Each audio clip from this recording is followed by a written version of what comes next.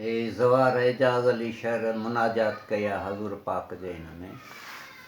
असां पैनूं गदा आहियूं बंदा तो दरसंदा रहूं मरकंदा आहीं सोहणनि संदो सरदार तूं ए माहे लका तूं ॾे वफ़ा शाफ़ी शफ़ा थियनि के नफ़ा आहीं अड़ियनि आधार तूं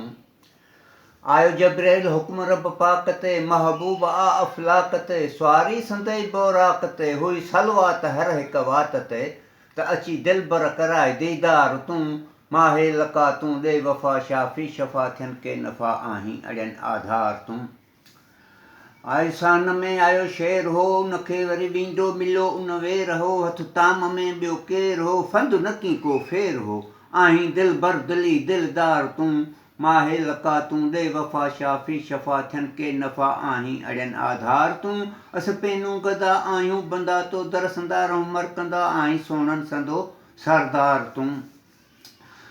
मुरसल हुयो मुलाक़ात में अरिड़हं वरिया हुया राति में मख़लूक कुल हुई नात में सिज चंड सितारा सात में वरी आएं बख़्शाए गुनाहगार तूं माहे लका तूं ॾे वफ़ा शाफ़ी शफ़ा थियनि के नफ़ा आहीं अड़ियनि आधार तूं सईं आहीं उतम कर को करम भीमो भरम लॼई शर्म वरी ढक ॾेई मूं ढार तूं माहे लका तूं ॾे वफ़ा शाफ़ी शफ़ा थियनि के नफ़ा आहीं अड़ियनि आधार तूं असीं पैनूं गदा आहियूं बंदा तो दरसंदा रहूं मरकंदा आहीं सोहणनि संदो सरदार तूं साईं इहो हज़रत यूसुफ अलैहिस्सलाम जंहिं घिटी सां टिपंदो हो त सोजरो थींदो ॾींहुं थींदो ऐं बीबीअ खां सुई विञाइजे चइजे हितां टिपे हा त जेकर सोजरो थींदी आहे हज़ूर कचहरी तो अचनि पिया ऐं हिकिड़ो मुर्क कयूं ऐं थोरो ॾंदु मुबारक पंहिंजो ज़ाहिर थी पियो त खुलियो सतुर हिकिड़ो अगरि रोशनाव ज़र थियो झंगो ऐं झर अहिड़ो ॾे बि मूं दिलि ॾियार तूं ऐं माहे लका तूं ॾे वफ़ा शाफ़ी शफ़ा थियनि के नफ़ा आहीं अड़ियनि आधार तूं असां पैनूं गदा आहियूं बंदा तो दरसंदा रहूं मरकंदा आहीं सोहणनि संदो सरदार तूं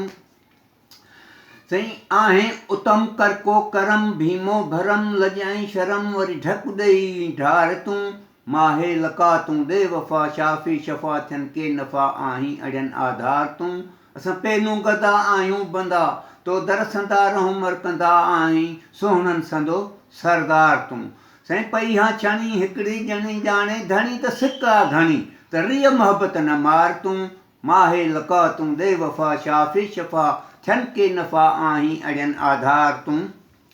एजाज़ अली ॻोल्हे गली तो दर अची झोली झली